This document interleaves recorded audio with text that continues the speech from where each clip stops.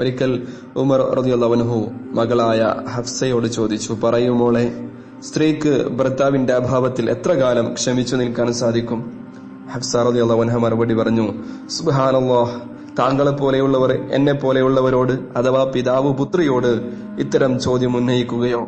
അതേ മോളെ, മുസ്ലിങ്ങളുടെ ക്ഷേമത്തിൽ തൽപരനായതുകൊണ്ട്, ഇല്ലെങ്കിൽ ഇതൊന്നും ചോദിക്കുമായിരുന്നില്ല ഞാൻ.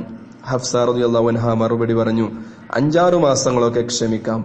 പിന്നീട് ഉമർ റളിയല്ലാഹു അൻഹു പട്ടാളക്കാർക്ക് സേവന സമയം നിശ്ചയിച്ചു. 6 മാസത്തിലേറെ വീട് വിട്ടു നിൽക്കാൻ പാടില്ല. പട്ടാള ക്യാമ്പിലുള്ള സർവീസ് 6 മാസം മാത്രം.